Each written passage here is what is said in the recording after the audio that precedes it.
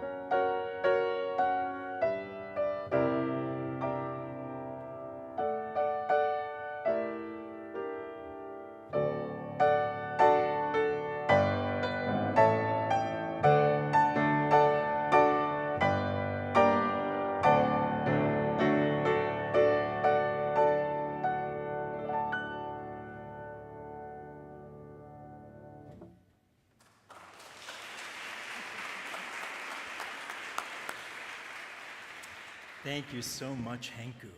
And now we're going to do a little bit of a callback to our last cohort of Judson Discovery folks with our invocation today by welcoming up one of our new resident poets, Karen Coughlin. Come and invoke whatever heartbeat of life you want to bring into this space. I'm going to pull this down because I always forget. But here you go. Take it away, Karen.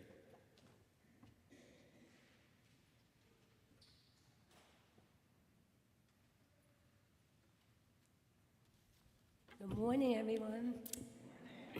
I like to write poetry, and I wrote a little piece that I hope you enjoy called The Heartbeat of Life. Life has purpose. Life has meaning.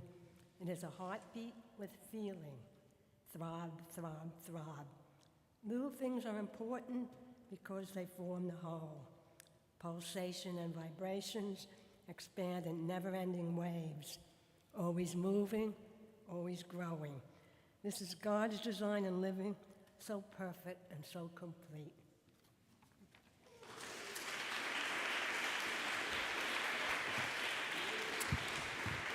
Throb, throb, throb.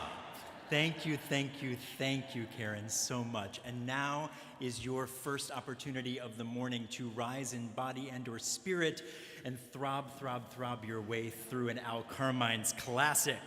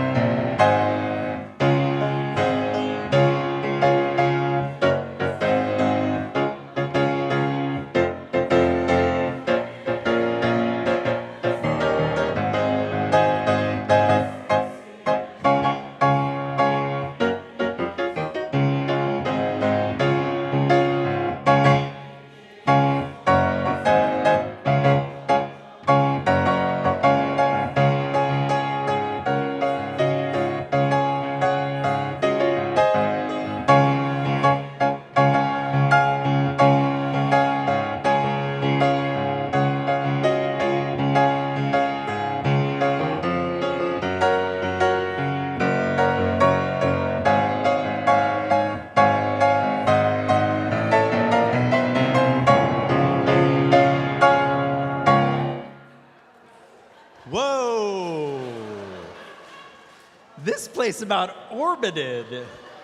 You know it's an Al Carmine song when this congregation is like, I'm singing today. Beautiful, beautiful, beautiful. And now you've had your fun. It's time for the ancient testimony. This morning's ancient testimony is nice and short, but packed with power and possibility. It's from the Acts of the Apostles, and if you don't have context for the Acts of the Apostles, these are the stories about the early Jesus followers immediately after Jesus' execution at the hands of the Roman Empire. So it's a community in crisis. It's a community trying to have radical hope in the midst of tons of despair, in the midst of tons of fear and empire violence. I mean, nothing like the world that we live in today. But here's what we know about them. Everyone around was in awe. All those wonders and signs done through the apostles, and all the believers lived in a wonderful harmony, holding everything in common.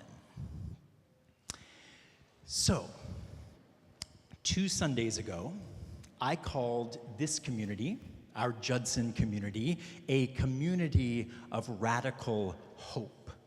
And last Sunday, Reverend Bridget asked us what it really means to belong, not simply to fit in to a community, but what does it mean to actually belong to oneself, to a place, to a community, to a family of radical hope that we today are expanding and hope to expand even further than today. So now over the course of the next hour, we're going to hear tidbits from 7 different spiritual journeys. We had a delightful cohort of 9 amazing souls in Judson Discovery over the past month. One of them has decided to wait until they feel even more that they are integrated into the community before officially joining, which is always a choice to make. And then one of them was supposed to join via Zoom and called me right before the service and was like, I cannot stand the thought that I'm doing this on Zoom. So I want to wait until December and do it in person. So, Alex and Alexis, we cannot wait to continue to journey with you. Thank you for being authentic to yourselves and the choices that you are making as you journey with this community. So we're going to hear tidbits from 7 different spiritual journeys that have led 7 different souls here to this place we call Judson, where these 7 souls have decided to join as official members of this community of radical hope. And these 7 souls did not have to make this choice. We have many people in attendance here today and every Sunday here at Judson who have no interest in actually ever joining a church, let alone Judson. So, you never have to make that choice. You are welcome to be in this community, whether you formally join or not. But formal membership does mean something to each of these 7 brilliant souls. They each have their own unique reasons for making a formal commitment of their time and their energy and their money to this place. And I think a foundation for all of these reasons can be found in this really, really short passage, this passage in the Acts of the Apostles. Everyone around was in awe. All those wonders and signs done through the apostles and all the believers lived in a wonderful harmony, holding everything in common. Awe, wonders, signs, belief, harmony, everything in common. That sounds like the ingredients for radical hope to me. Awe and wonder keep us humble. Signs keep us confidently committed to our path. Belief keeps us hopeful even when we are most despairing. Harmony keeps us seeking ever-changing opportunities to exercise our empathy muscles. And holding everything in common challenges us to understand that we are modeling a different way here.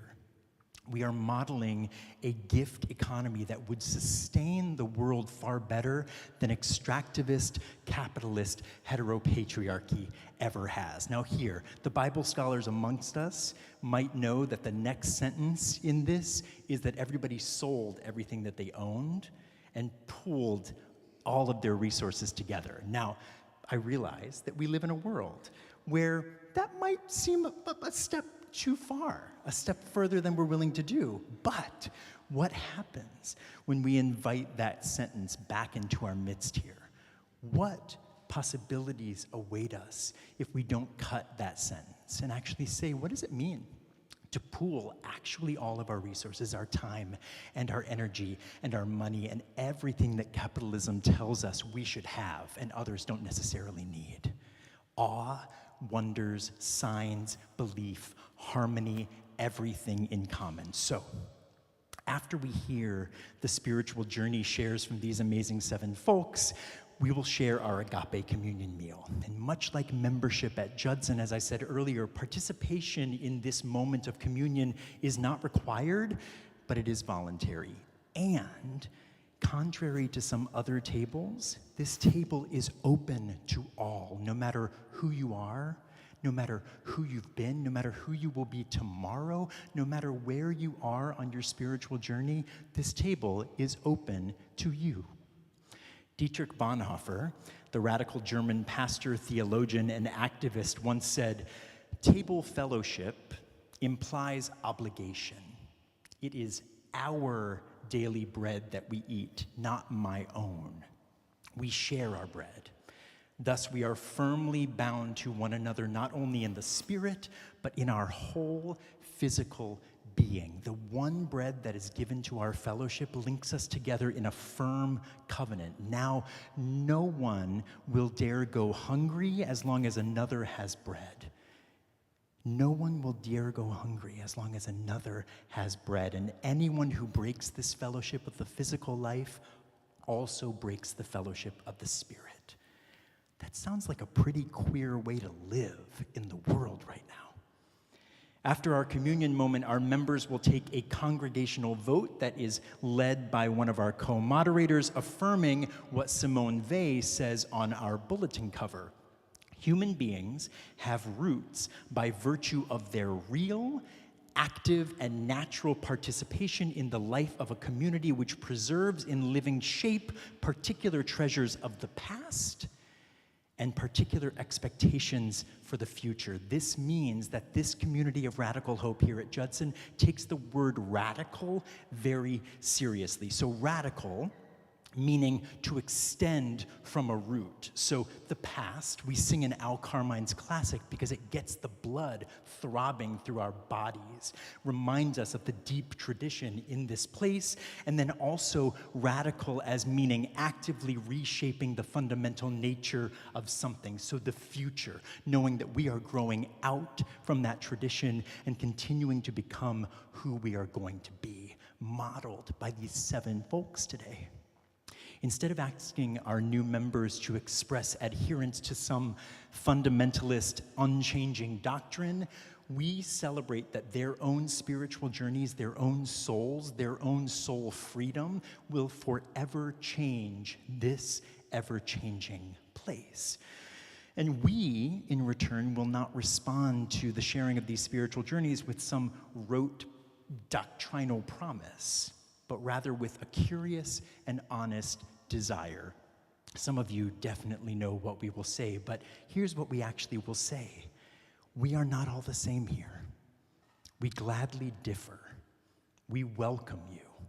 We want to join you on your faith journey with vigor, excitement, and hope. Throbbing vigor, throbbing excitement, throbbing hope. All of you here are not just witnesses to these 7 stories today.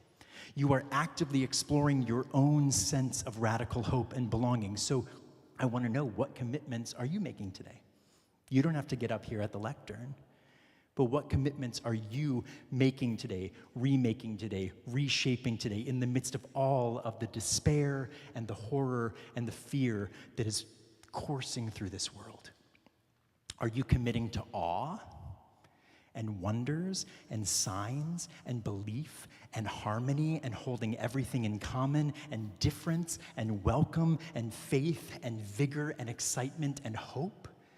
Because I believe that these are the ingredients for a curious community that is constantly co-creating itself. And speaking of ingredients, it is time for me to shut up. I'm going to invite our first ingredient of today's service up to this lectern to share some brief notes on their spiritual journey. So Destiny Cushing, come up to the lectern.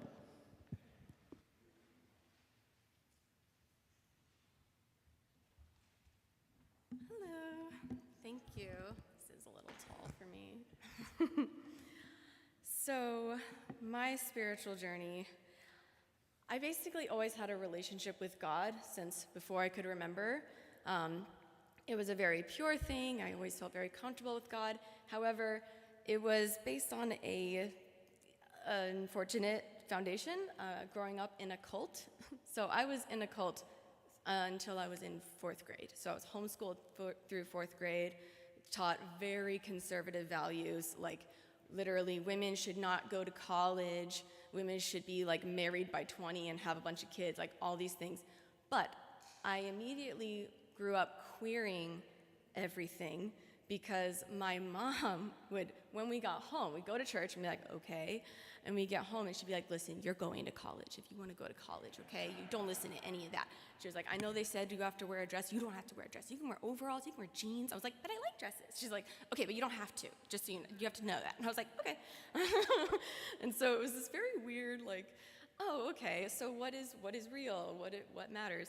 And I basically, like, when we left the church, we started going to evangelical churches, and when I was like about 11, and I did that until I was about 30, and I called it diet cult, because it's like, it's a little culty, for sure. Like, one of them was Hillsong before, but also, obviously, during, we just didn't know, awesome.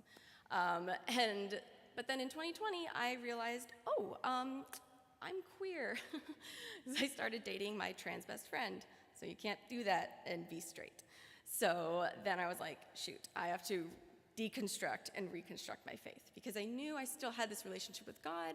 I did still identify with Christianity, but I knew it had been like an ill-fitting shoe for a long time, and it was time to finally, like, get some new shoes.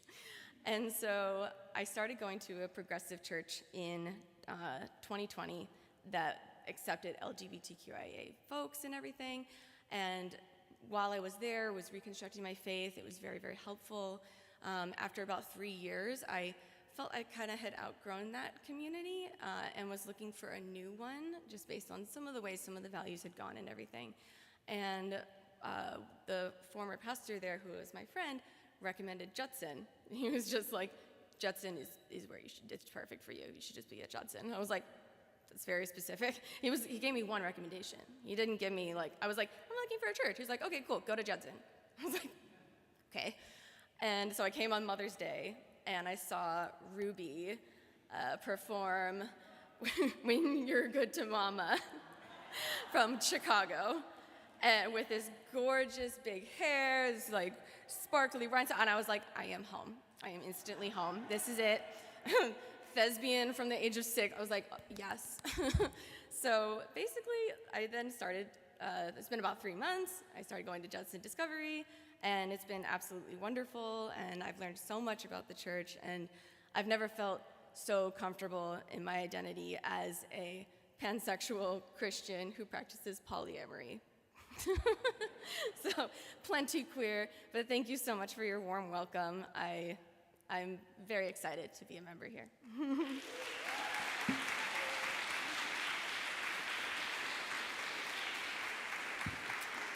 Thank you, Destiny. All right, Emma, get on up here.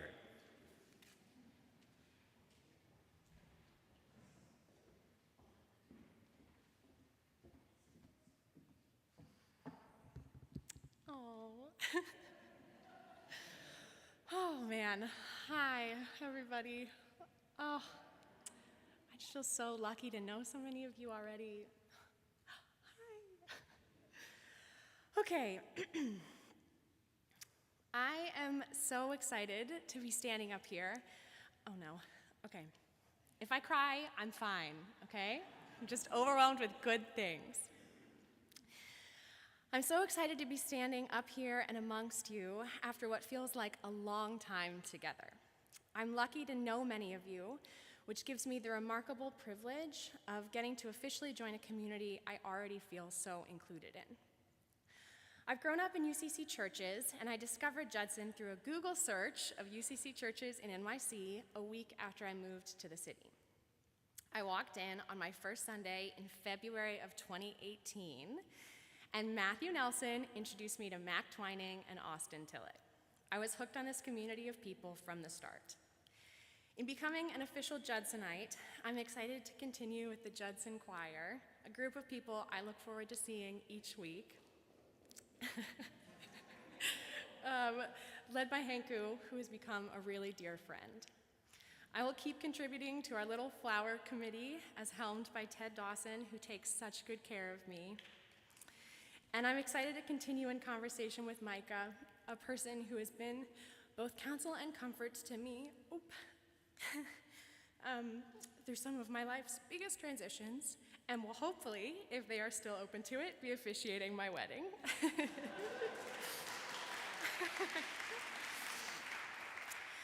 I am excited for all of the new ways that I will grow into Judson, for all of the new thought-provoking challenges, new artistries, new music, and new friendships to be formed. Thank you for inviting me into community with you.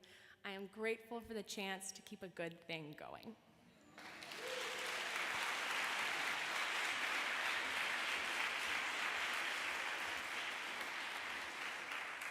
I like a good Sondheim reference there at the end, too. Nice.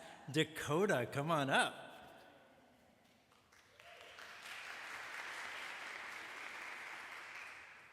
All right. One quick second. I asked Mike if he could video this for me so I can share it with all my family back home.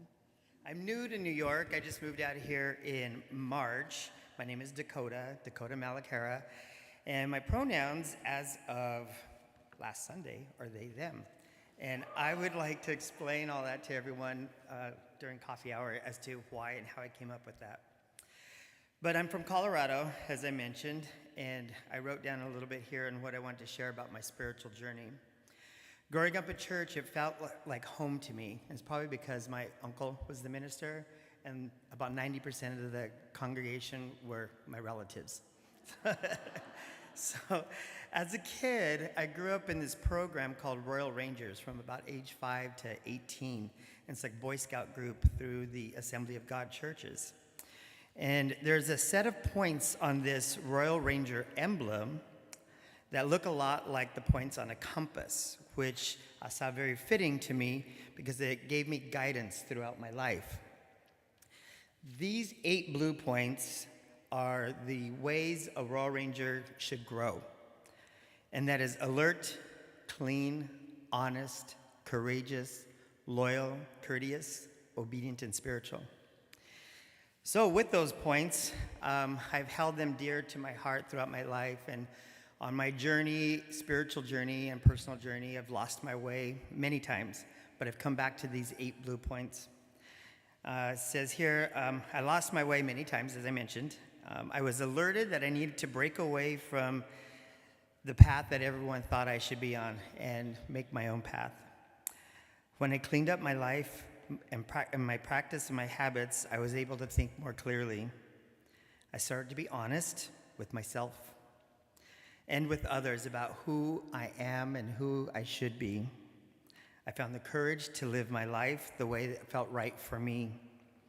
I've learned how to stay loyal to my hopes and my dreams. I've continued to practice courtesy through following the golden rule, which, by the way, is in 23 recognized world religions, I think. Let's see. I continued to practice being obedient to my conscience. And so these 8 blue points help me stay on my journey, my spiritual journey, and I've been very fortunate that that journey has led me here to Judson, to every single one of you, and I'm very grateful to be here and very thrilled to be a part of this community. Thank you.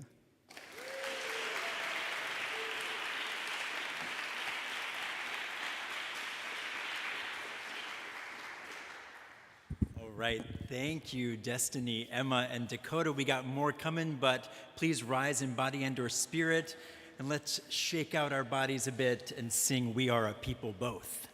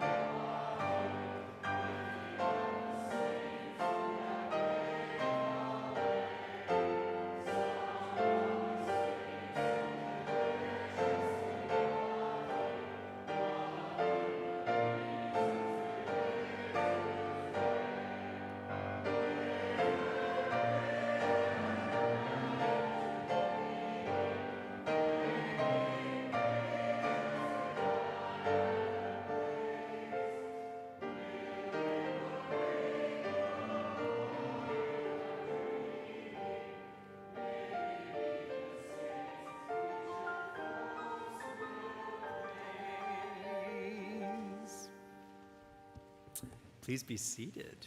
And Miri, you don't get to sit just yet. Come on up here.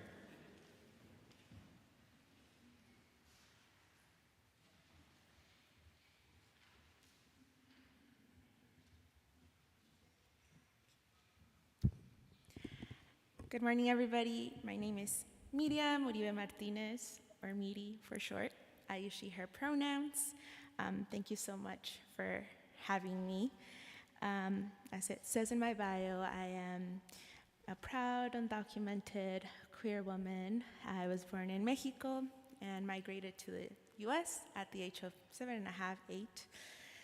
Grew up in California, and just yesterday I had my 7th year anniversary of being in New York. And I was here through the pandemic, so I feel like that counts for 3 years. So technically, I'm in my 10 year. Growing up, Mexico is very Catholic. And I remember, going to church. I remember my grandma always praying the rosary, and I thought that was like a beautiful thing of just her praying the rosary, or during Christmas having like the celebrations. So for me, a lot of religion was just tied to my culture.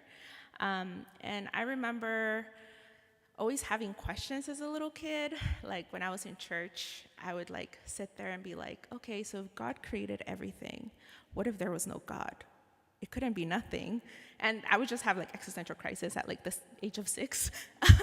And like I could never really find answers because everybody was just like, oh, like just read the Bible or like just talk to like the priest or just like go to catechism, and I was still not getting answers. Then during my teens, my parents divorced, and I was just like a very angry person at everything, but I still had a really deep connection to God.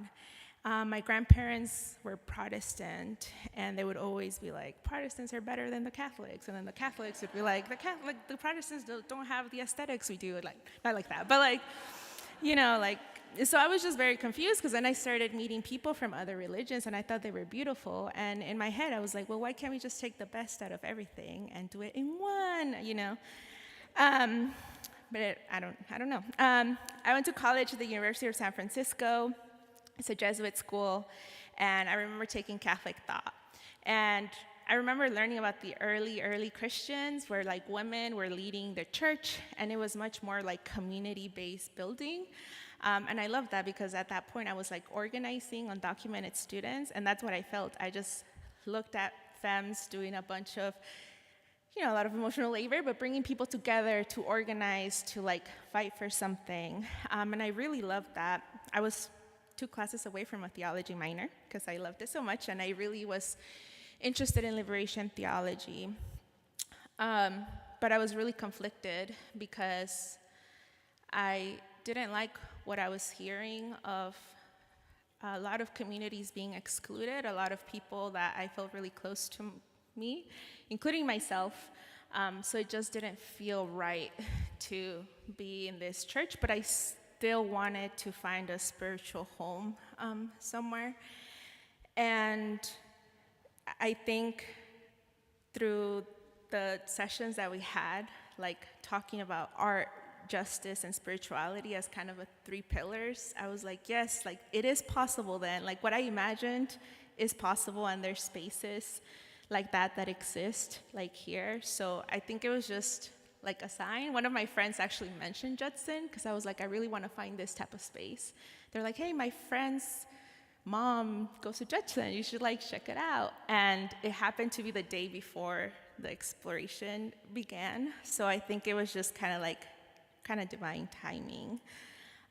So I'm just really excited that I'm here, that it's been so welcoming, and I really appreciate the history of Judson too, of not living in a silo or not existing in a silo, but actually being part of the community actively, not just like existing and being like, oh, we're good people because we show up every Sunday. It's actually, no, we're actually doing our best to like do the harms that have happened. So it just really fit with everything I thought was possible. So yeah, I just feel like it's a really great gift, and I'm really excited to continue being part of it and connecting all these communities that I've created in New York City. I'm excited for the next 7 years to be part of this one. So thank you so much.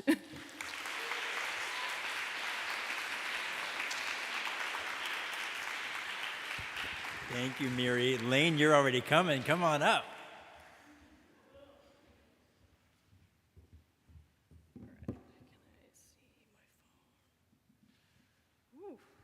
All right.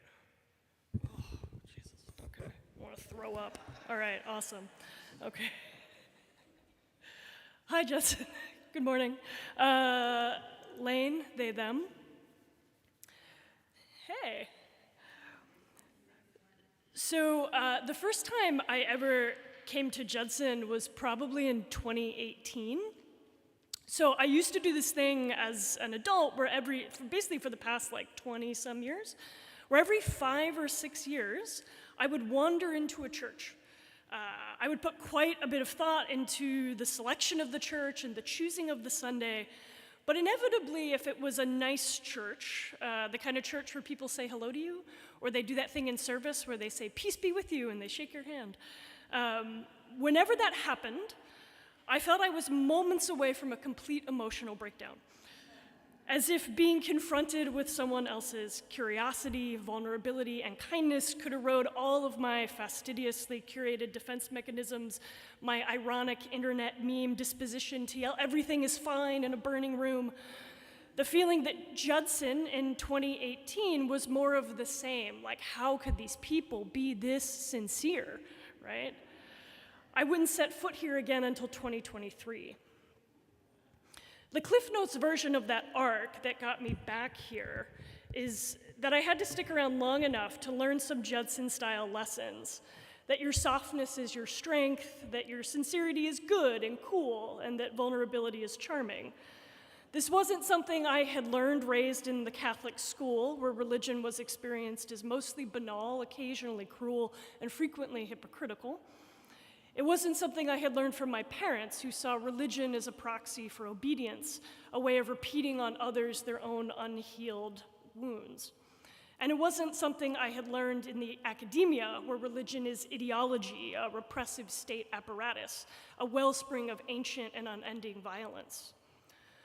The injustice of my presence in those institutions, capital C church, the family, the university, was that I had learned that survival was a solo sport, and that the world owed me nothing, the only person who could get me anywhere was me. That made me ruthlessly good at self-actualizing a career, but once all those habits paid their dividends, I began to feel like my life was a long repetition of days designed to keep me busy or entertained while the world sank below sea level. Something felt hollow. I was accumulating experiences, but I didn't feel like I was living. And it's because for all the work I had put into myself, which I had done, I did the yoga and the meditation and the inner child work with my therapist and the shamanic rites of passage, I was still doing it alone with no larger sense of purpose. The reason I kept showing up and crying in churches was because I didn't know how to meet someone else's vulnerability, their unvarnished sincerity. This church is not a place where posturing or fronting really works. And seriously, I think it was like a month before I was able to stay here and get coffee. And I won't even discuss that it took me I think for 6 months I avoided eye contact with Micah, lest the sheer power of their enthusiasm rapture me into dust, you know?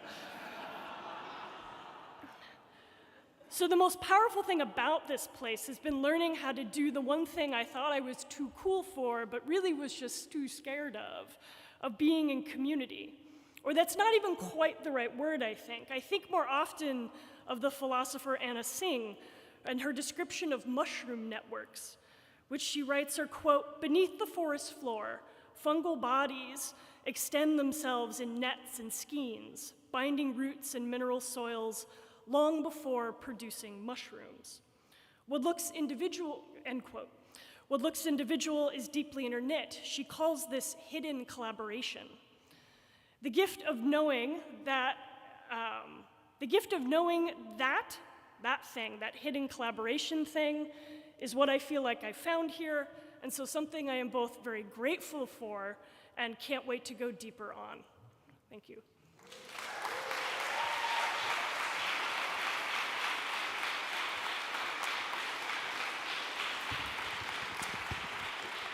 Thank you, Miri and Lane. And now please rise in fungal body or fungal spirit, and let's join in singing Breathe With Me.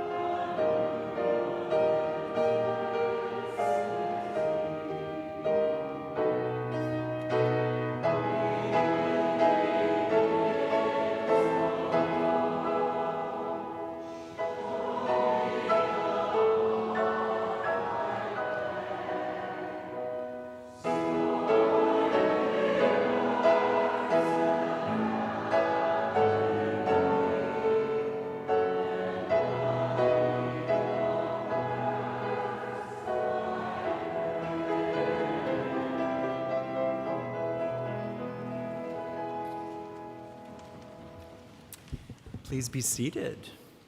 Renee, come on up here. You're up.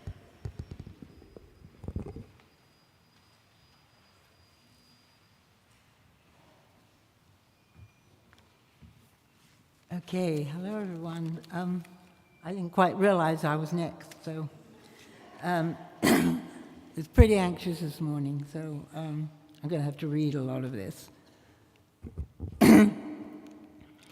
In one important way, my spiritual explorations have gone hand in hand with trying to find a way to join the world, to feel a legitimate part of it.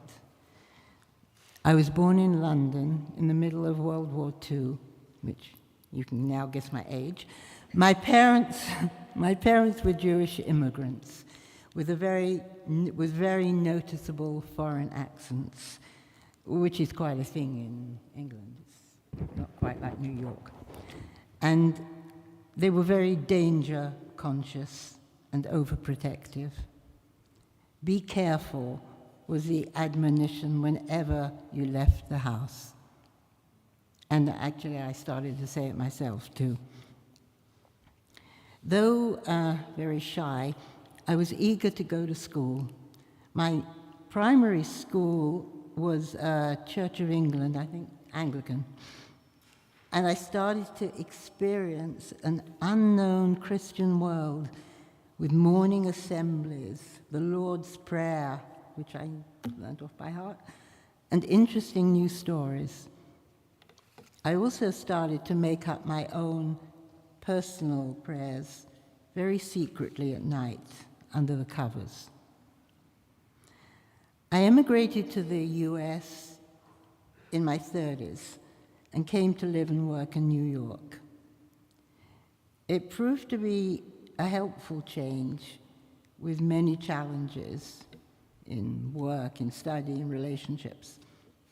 I started to explore different spiritual paths and felt most drawn to Buddhism at the time, and finally now I also was part of a Zendo, village Zendo actually. I first came to Judson, this is the hard part, at the beginning of this year with my very dear friend Susan, out of interest and curiosity. It usually takes me a long time before I join anywhere, but I quickly started to really appreciate the openness, the generosity, Micah's unique sermons, and the possibility of community. Something also became a lot clearer last week when Reverend Bridget talked about the meaning of belonging and the difference between fitting in and being unconditionally accepted. Not having to stifle yourself to be acceptable feels very new and quite inspiring. So 2 minutes is up, and thank you, Judson.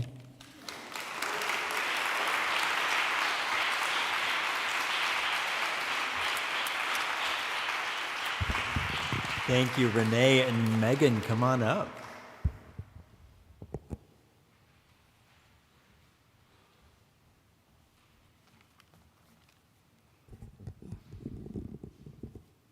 Hello. My spiritual journey, very traditional. I grew up in the United Methodist Church, sang in the choir, Sunday school, the works. However, when I was a little girl, my mom said to me, "God just wants you to be happy." When I went through confirmation, we went on a field trip to New York City and visited famous houses of worship. It did give me a sense that all religion was legitimate and deserved respect.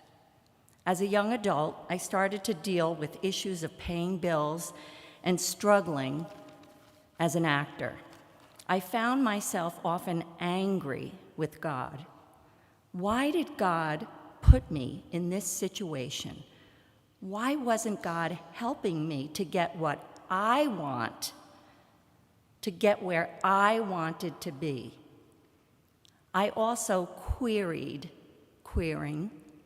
for a long time, how are we created in God's image? Then in the early 80s, I did a show for Al Carmine's, The Evangelist. At that time, he started his own church in Hell's Kitchen, the Rauschenbusch Memorial Church. I joined. He incorporated creativity into sacred thought more than I had experienced.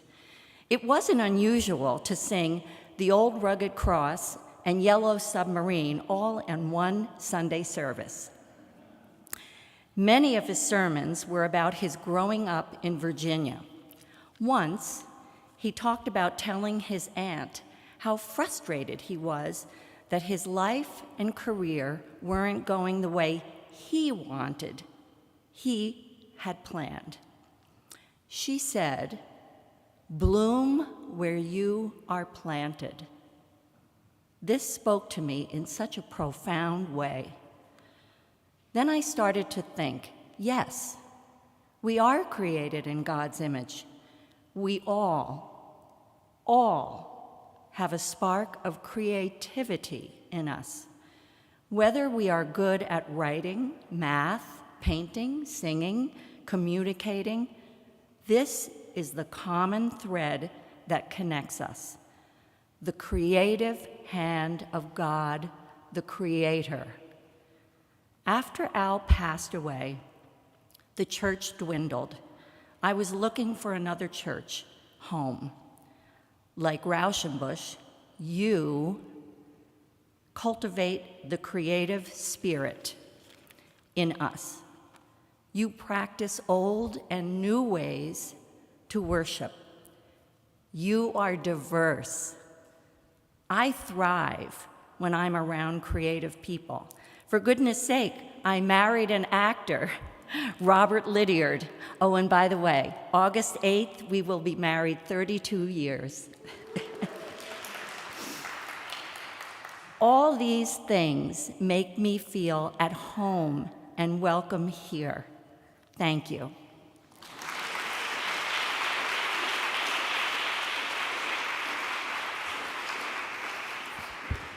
All right, you seven, thank you so much. You get a break for a moment, but this is a moment that I told you was coming, and a reminder.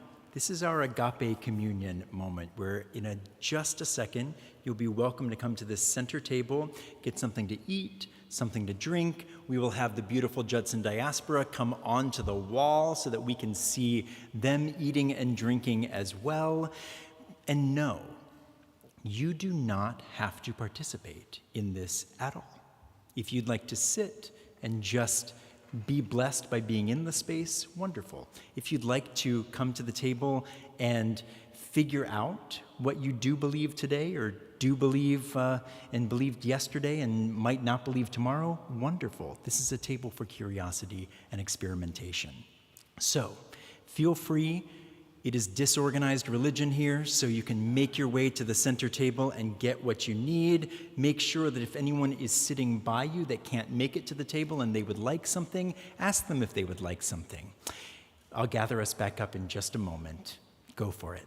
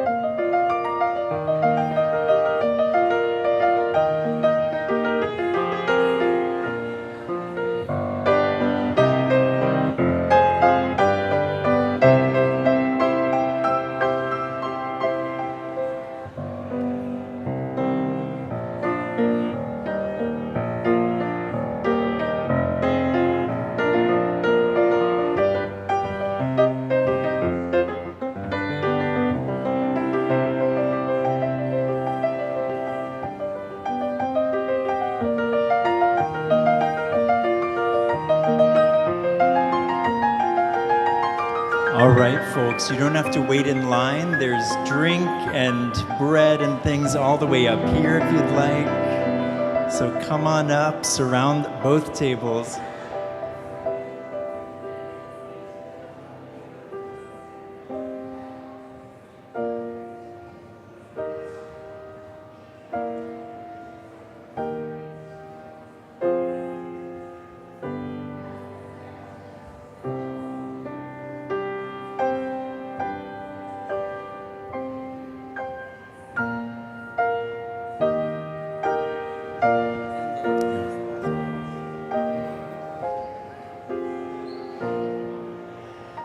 All right, folks, let's make our way back to our seats.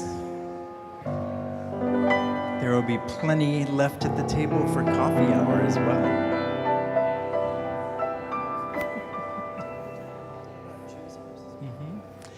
Yes, and pardon me, Reverend Bridget just reminded me to let you know that the yellow liquid is juice, the purple liquid is wine, if you did need to make that distinction for yourself. So thank you, Reverend Bridget. That's teamwork. All right, and everybody on the diaspora, you ready? You ready for a little communion moment here?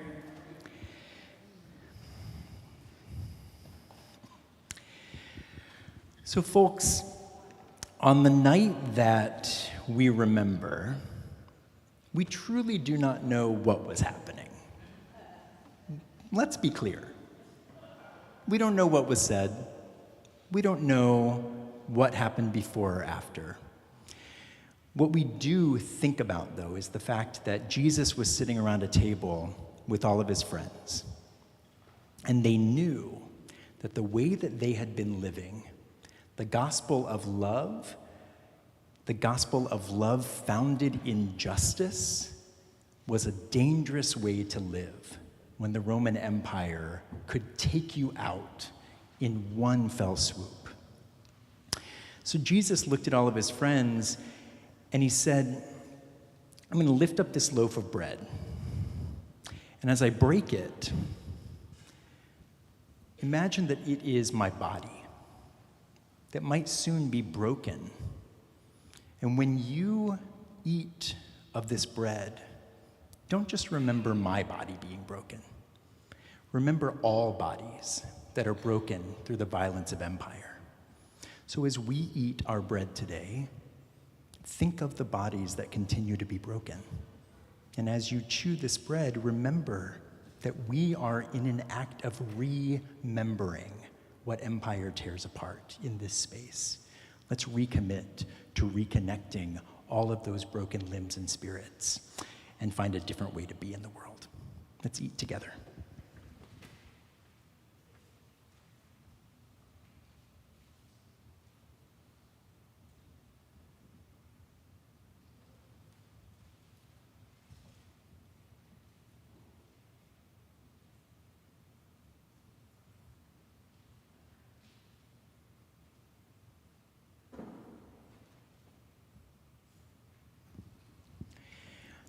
Then in the same way, Jesus lifted up a cup, and he might have said, this might look like some normal cup, but this is a cup of radical hope. As we remember those broken bodies, whenever you drink from this cup, recommit to rooting your hope in the promises we've made here tonight, and then extending and growing from there until all can feel the radical hope that we aim to embody. Let's drink together.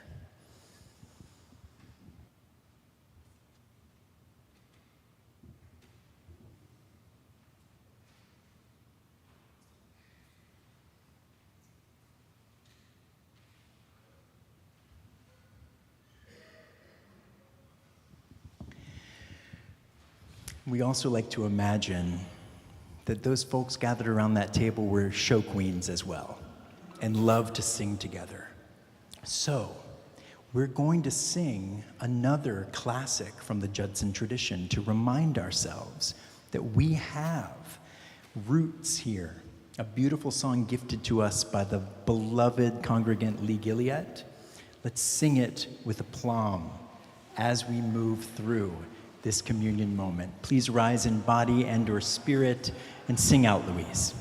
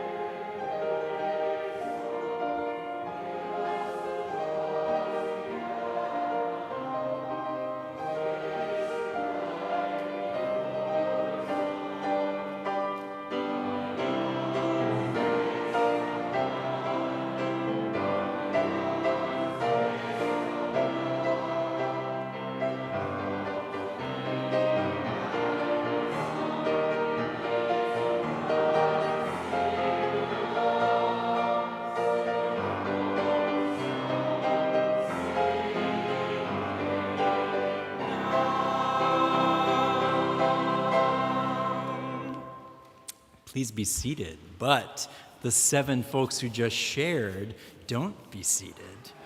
Come on up to the front one more time. Don't worry, the hardest part is over. You did gorgeously with the sharing of your spiritual journeys. Thank you for your truths. Thank you for your sharings. Thank you for your honesty. Thank you for the beautiful poetry you've brought into this space today. And now, Laura Jane Kenny, one of our co-moderators, is going to lead us through the congregational vote. Round of applause for Laura Jane Kenny, too, not just over in this corner. Amazing, amazing. One reminder, the congregational vote, though you can pour as much enthusiasm into the space as you would like, only formal members and, what's the word for? Not voting. Voting non-members. If you want to know what a voting non-member is, come talk to us afterward too. It's beautiful. Voting non-members and members can vote in the vote that we're about to take. So, LJ, take it away. Thank you. It is an honor for me to call this vote today, and I want to say that I have felt really inspired and really preached to from your stories. And if I haven't already met you, I'm excited to do so. I'll also say that I joined Judson almost exactly 12 and a half years ago today. And I've been the moderator for a year and a half, which means you all have 11 years before someone asks you to be the co-moderator. And in all seriousness, I hope you consider joining a committee. Okay, can I get a motion to vote, please? So moved. Thank you. That was Craig, and I saw a second for Veronica. All in favor of welcoming these folks as part of the Judson congregation and as members, say aye, raise your hand. Aye. All abstaining and all opposed? Okay, sorry, and for folks on Zoom, if you could also raise your hand if you are a member or voting non-member.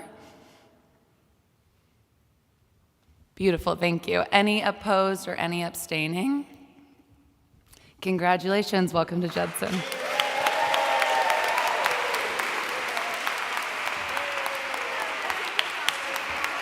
All right, rise in body and or spirit, and let's sing again. Ye are witnesses.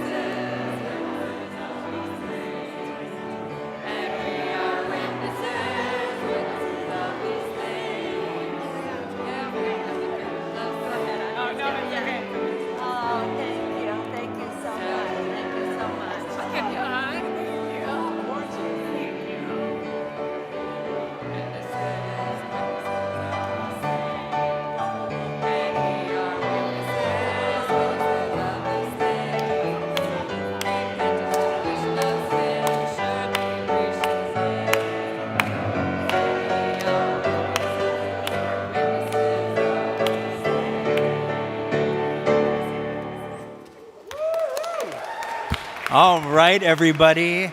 You are in, you are done. Enjoy new member brunch in a bit, but please be seated. Welcome. We are so honored and lucky and happy to have you here.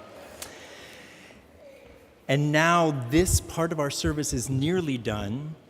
We have been blessed by the spiritual journey sharings of all of these folks, and I hope that you feel the thread of your own spiritual journey as it moves through this space wherever you go beyond these walls. And now is the moment where we welcome your monetary gifts, if you feel moved to give them. There are many ways that you can give online. There are also beautiful little Baptist baskets that will go around, like we're just a beautiful primitive Baptist church. Look at this. Gorgeous. So if you have cash and you'd like to share it there, wonderful. Jen will be sharing in the chat the ways that you can give online for the diaspora. And we are going to sing one last song as we celebrate who Judson is becoming. So rise in body and or spirit, and let's sing May We Move in Celebration as we offer our creative and monetary gifts.